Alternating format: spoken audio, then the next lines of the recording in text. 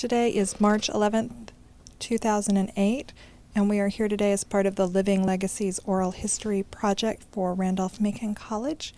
With us today is Robin Anne Floyd, class of 1985.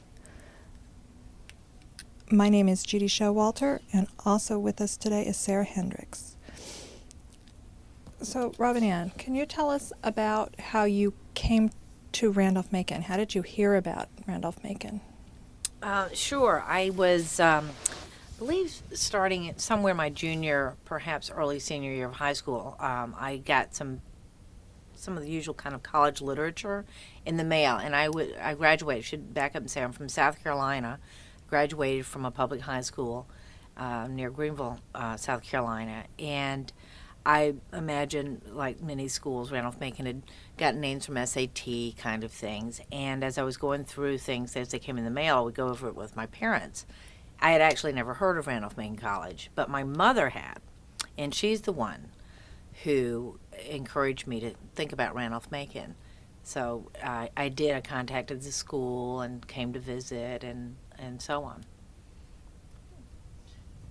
When was the first time you actually came to Ashland and saw the campus? That's a little harder to pinpoint, but I believe it must have been in the fall of my senior year of high school. Because I remember coming back for a second visit for a scholarship interview in the winter of that year. So it was probably sometime late fall 1980. And what were your impressions, if not the first time, but when you came back for scholarship interviews? It's funny, as I was coming here today for this, it's very much the same. It's the same feeling of a small town. It's funny to say it, but it's almost kind of like love at first sight. I didn't even know what to expect because I hadn't really seen that many pictures. I'd never been here. I never know much about it except from the brochures, and certainly there was no internet searching in those times. But it instantly had this very warm community feeling to it that it really still retains today. Now, scholarship interviews are actually very different now than they were in the 80s. Mm-hmm. What was the scholarship interview weekend like? I remember it was cold. It was first of all, I think there were fewer students invited, and there were fewer scholarships. The college has greatly expanded the scholarship program. There's a lot more available. But it felt fairly competitive to me, to be honest with you. We went into interviews with a panel of professors. It wasn't just one professor. So these are professors we'd never met before, and we knew we were competing for scholarships, and there were various levels of scholarships, so you obviously wanted to get as much as you possibly could. I do remember clearly that Professor George Oliver chaired my committee. And he cut a quite imposing figure throughout his career, as anyone who ever met him knows. And without knowing him and knowing that he had this crazy sense of humor, it just felt as if I were walking into the lion's den, sort of. And he didn't fool around. He asked very serious questions, and one of them had to do with my reading list. The things I'd written down for the reading list. And on there was, I think there were two things that I'd written down thinking that, oh no, what is he going to do? And he actually did. One was Mother Jones magazine, and the other one was Ms. And he asked me about why I was reading those magazines. And I said, well, sir, they are in the house because my mother subscribes to them. And as it turns out, his wife was actually a card-carrying member of NOW, which is the National Organization of Women. But of course, I had no idea of knowing that. He wanted to see how I would respond. So, but it was a great experience. The whole scholarship interview, I would have to say that they were very welcoming, and yet we knew we were here for a purpose to try to get money and compete. And I thought it was a very well done thing, and that eventually made it possible for me to come to Randolph-Macon, the scholarship. I actually did get one, so that was a turning point for me. And that is our next question. How did you afford a Randolph-Macon education? You had a scholarship. Did you work? Yes and yes. And at that time, the maximum scholarship, I believe, which is what I eventually won, was, I think, covered half of the tuition, which was still significant in those days. But over the course of my 4 years at Randolph-Macon, the tuition and room and board, all the fees probably doubled. It was just at the beginning of the years of when college costs really rose. So it was a number of things. I had a number of small outside scholarships. I worked every year that I was here on work study in various offices, including the admissions office, the president's office, wherever I could get work. But the college always met my need. If I was running short or needed something, I could always go to financial aid, and they would always listen and try to find the best solution for my problem, whether it was a small, tiny grant or loan that would just make the difference for me to make ends meet. But one of the biggest things that happened to me while I was here actually is one of the strengths of Randolph-Macon. Really, the genius of the school is the faculty. And when I was a sophomore, and this was a really big deal for me, financially and other ways, Howard Davis, who was a political science professor, stopped me one day on campus, and keep in mind, I'd never had him before. I did not know him. And said to me, because all the professors know the students, there's a scholarship you might be interested in called the Harry S. Truman Scholarship, and I would like to know if you would want to apply for it. And it was a very competitive thing. It took the entire application process took about the better course of the year. There were different stages of finals, semifinals, and interviews, and so on. It was a very arduous process, and I had absolutely no hope of winning. But if I had won, it would be 4 years of scholarship money for the 2 remaining years as an undergraduate, and this was significant money, and 2 years of graduate work. And so it was a tremendous thing, and as it turns out, I actually did end up winning this, as did my classmate Gail Google. We both did. People are chosen regionally for this. It's about 100 recipients a year. So that sort of captures in a nutshell all the good things that I think of as Randolph-Macon is the connections with professors. You don't fall through the cracks. They know you. They foster you. They look out for you, even if you're not in their class.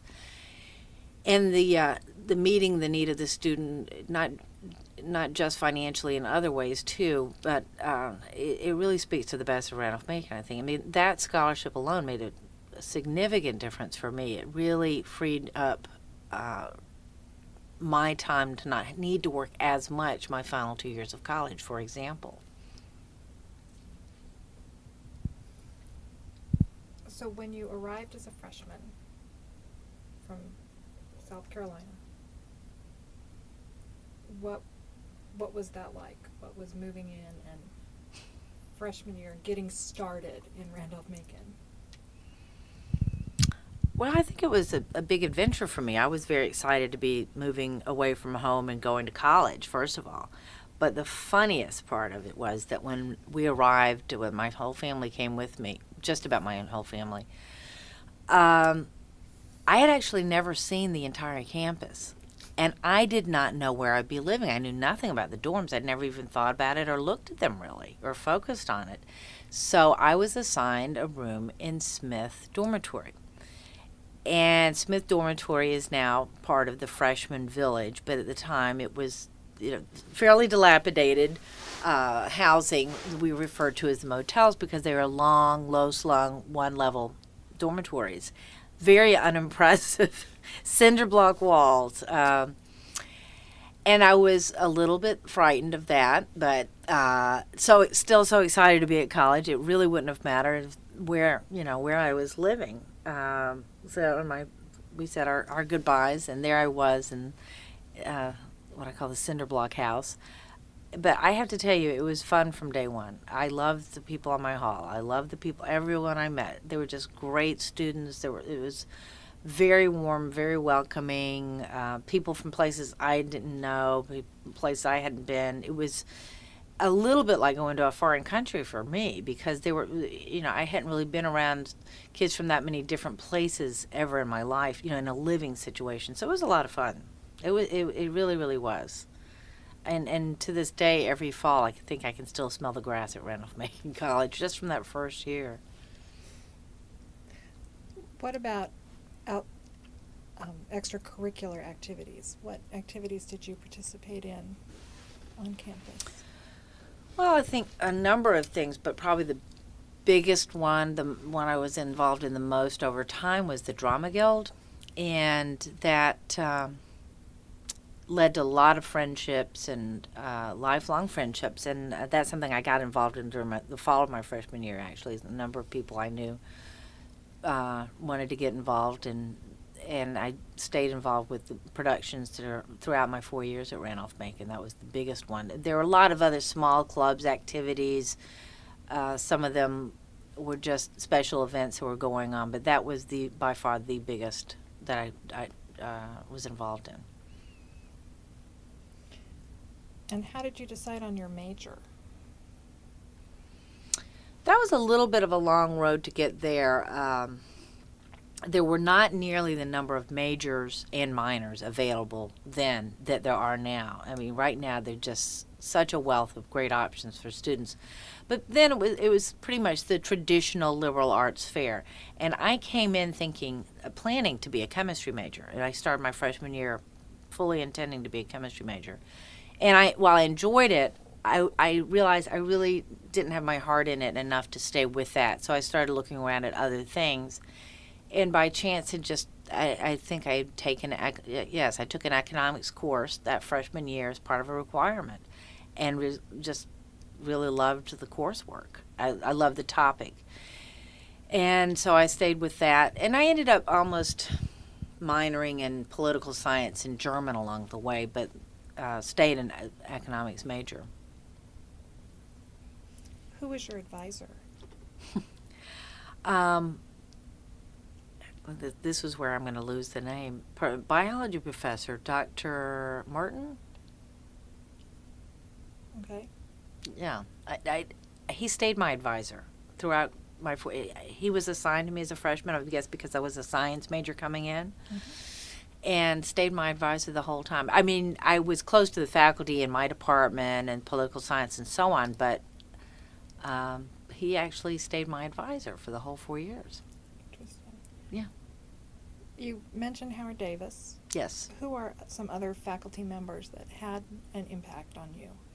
Howard was definitely a big one. He was a great professor, a very kind person, and hugely supportive of students. Bruce Unger, a tremendous influence, both as a student and after graduating. He was a phenomenal professor. It is just too sad to think about that both he and Howard are gone now. But Bruce was an incredibly intelligent and giving person, and hard on the students, but he gave you what you gave him. He expected a lot, but he gave a lot, and he was a truly great friend. Another great class I had, a great friend I made was with B.J. Seymour, professor of religious studies. She was a friend of a family friend. So although I had met her before I came here, I ended up by accident in one of her classes as a freshman, almost accidental, but maybe meant to be. Again, fulfilling a requirement. And I remained very close to her. In fact, she officiated at my wedding. There's so many others. I mean, Dr. Barrett in the German department was great. There are a lot of professors I got to know and love. Dr. Oliver in history. So many that's again the beauty of Randolph-Macon. You know so many professors, and it's hard to just single any one, two, or even three out, because they all play a part in supporting you, even if it's not your field. I think it's Dr. Moore in the math department. I never really, really loved math before I was in his class, and I loved calculus by the time I finished that class. I just loved it. You know, could have been a math major. Anyway. Other than faculty, who were some of your other key relationships, friends or staff members? Well, I certainly got to know the admissions staff.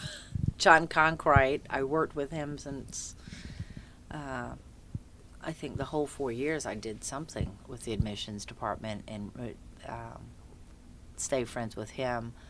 And Allison O'Brien, was an alum, and then she worked briefly in the admissions department. I babysat for her and other faculty children and staff. Again, the staff was really great. You know, you got to know everyone in every department, it seemed. You got to know people whether it's the print shop or the cafeteria or the registrar's office, or, you know, once through one of my jobs in admissions, I had to do a lot of mail-oriented things, and so I'd be in Peel Hall a lot, and you just got to know the people there, and it's a great experience because you get to know how offices work, how to do things administratively. It's very good job training if you think about it. So that was sort of a set of skills I picked up along the way. Just made a lot of friends generally. You know, throughout the students that came and went over the years, but I don't know if you wanted me to talk about personal friends I made among students. Oh, where to start? Oh, there's so many. One of my best friends I made, really to this day, best friend is her name is Carrie Sue Brunk now, but her name at the time was Carrie Sue Hosher, and Carrie Sue always cracked me up. We were friends since we were freshmen. Was from a place called Triangle, Virginia. I'd never heard of a town called Triangle, Virginia. She now lives in Harrisonburg, and we're still in touch and very close. Don't see each other nearly enough, but we have many fun memories of talking in the hall bathroom, whether it was in one of the motel dorms or Mary Branch or whatever. Just, you know, great. She's always going to be one of my favorite people. But there were just so many talented, fun students. I think of Brooke Shepard, who was another drama. Probably, I have to tell you, one of the finest actresses and funniest people. She was a history major, too. She was an incredibly bright woman. She still lives in Richmond, and I've been in touch with her a little bit. And I think she's a parole officer now. But I worked with her in many productions here, and she really, if you've seen great acting, she was tremendously gifted. And as was another friend of ours, and also in the Drama Guild, Charlotte Hall, a native of Virginian, and I think she actually lives in Alexandria now. Those were some of my very closest friends.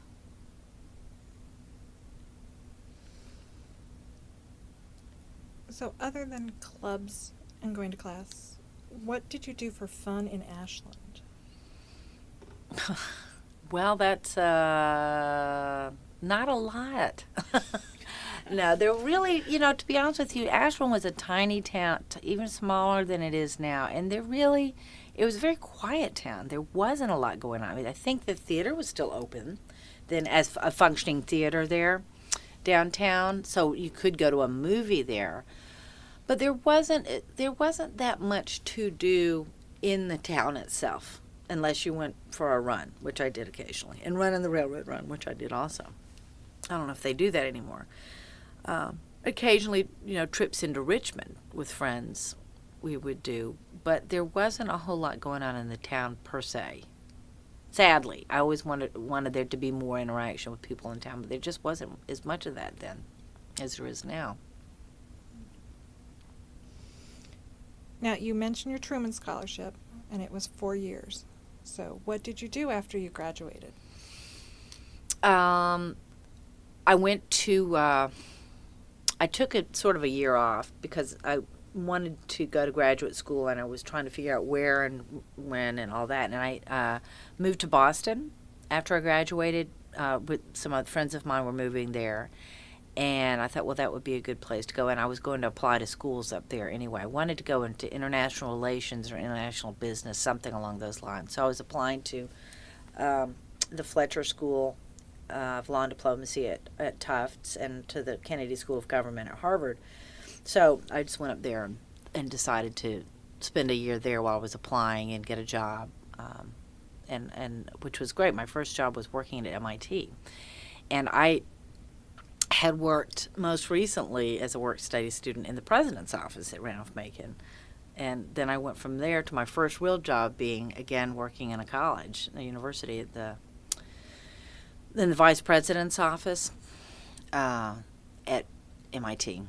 And so I did end up applying to college, to graduate school, and I ended up going to the Kennedy School of Government at Harvard, which was a 2-year master's in public policy program.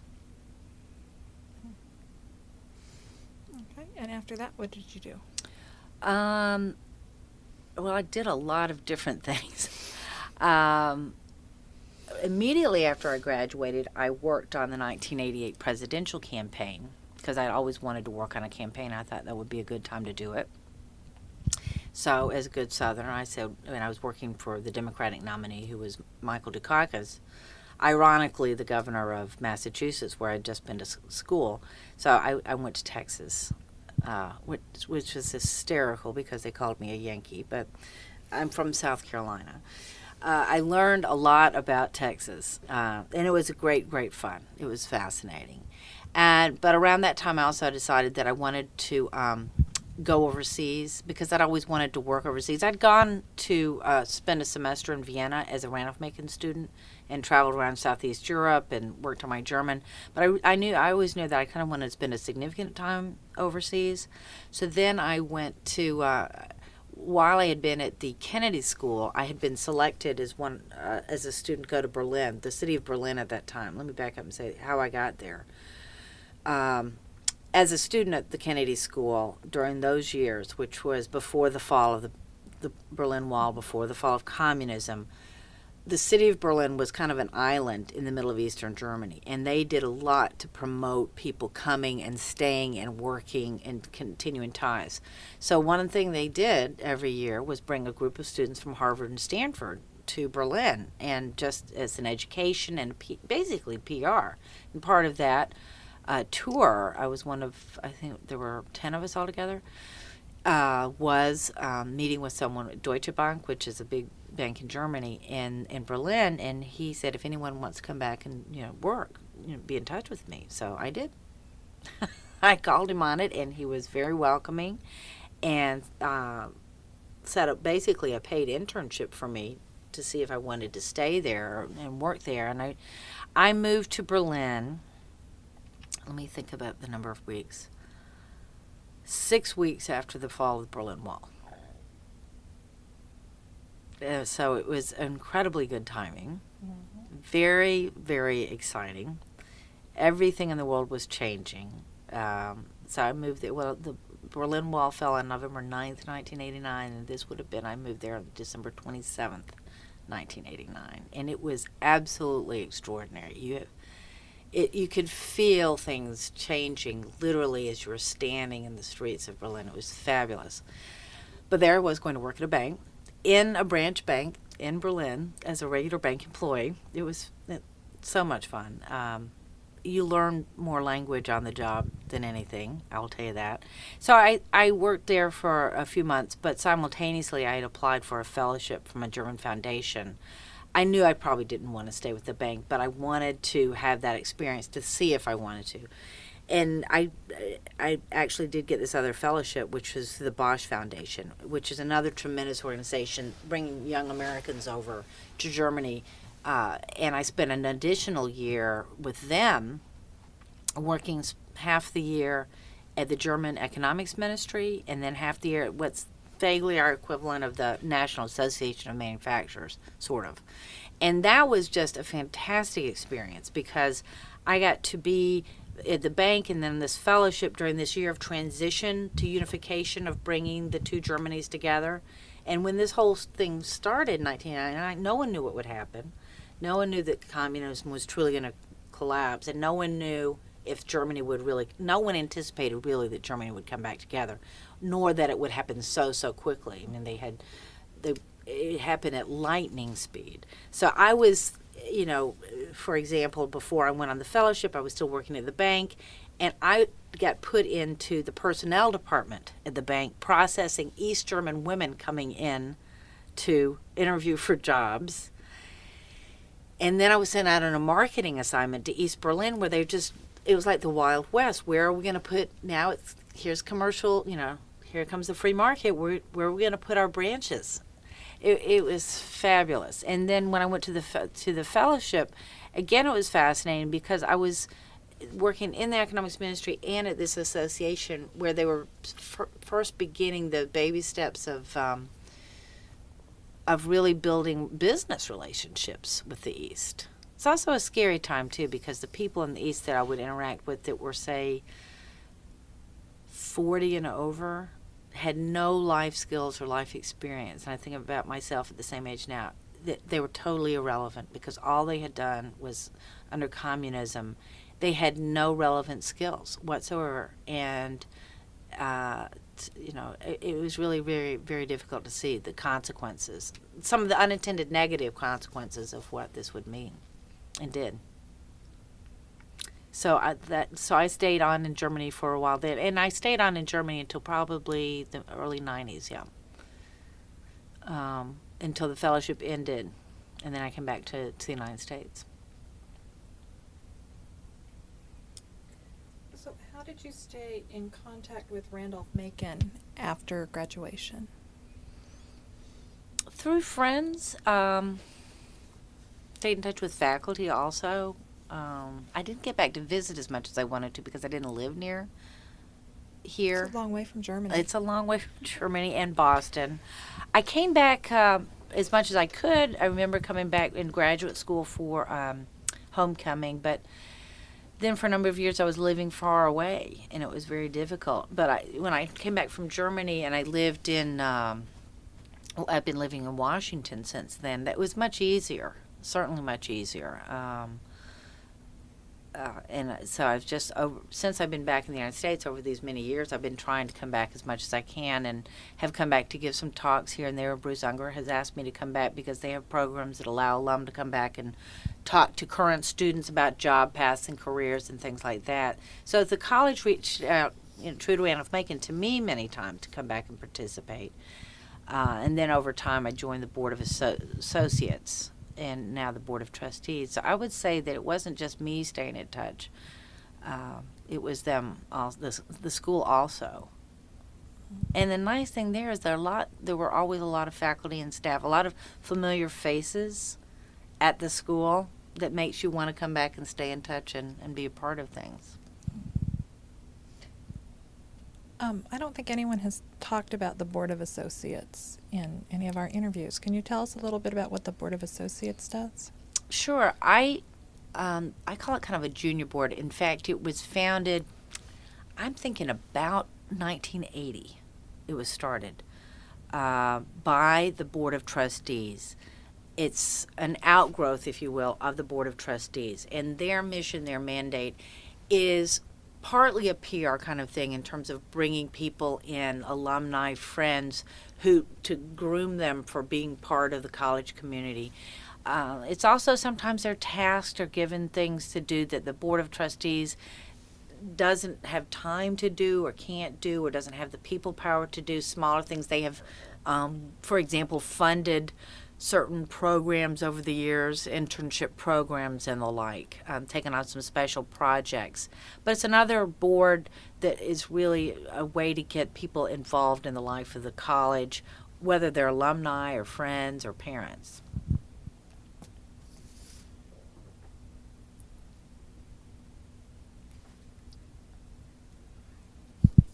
You and your husband have started a scholarship here on the campus. Yes. Can you tell us who that scholarship is for and what inspired you to do that? Well, I'll start with the inspiration part. Going back to the beginning, as I said, the school really made it possible for me to be a student here. I needed desperately the college's assistance in meeting financial need, and I felt so appreciative of my experience here and the effort that the school went to for me, that I knew in the back of my mind always, if I can ever make a difference for someone else in that way, that's something I would like to do. And my husband and I both feel very strongly about supporting education in particular. So I approached the college and said, I'd like to start, building a scholarship over time, and what do you need?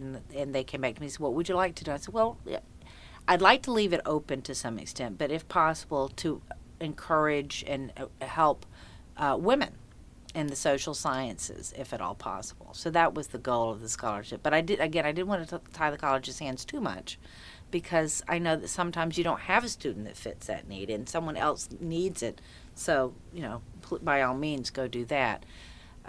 It's nice to try to tailor the scholarship, but by the same token, if someone else needs it, you don't want to hold that up from them either.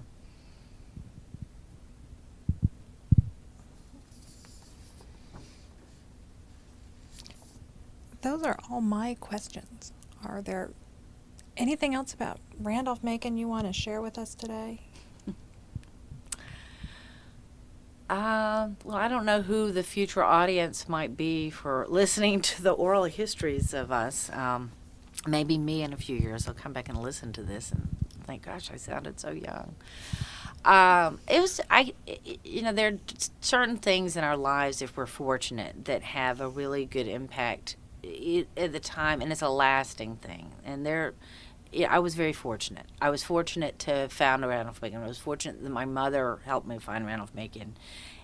And it was a challenging, rewarding, fabulous time in my life that has stayed with me forever. I've worked at MIT. I've worked at Harvard. I worked for several years after I came back from Germany. I worked at Georgetown University. I've worked at really top-notch institutions, and I have to tell you that Randolph-Macon beats them all in so many ways. No, it's not a large research university. That it never will be. But the quality of the teaching here is fantastic. And there are lots of other liberal arts colleges out there. I cannot imagine that you will find better faculty, a better run institution, a warmer feeling at any of those schools. The college has its tagline now of the believe in the moment of connection, but it totally makes sense. That is the essence of it. And you can talk to a graduate from 50 years ago or 10 years ago or 1 year ago, and I've yet to find someone who doesn't agree with that. That is the essence of this school. And I just feel incredibly fortunate to have had that. As I went on to other places, I always had that to fall back, the strength of that, and that if I made it through Professor Oliver's history class, I could make it through anything, But, it was that good a foundation for me. Well, thank you very much for coming and sharing with us today, and for adding your voice to our oral history project.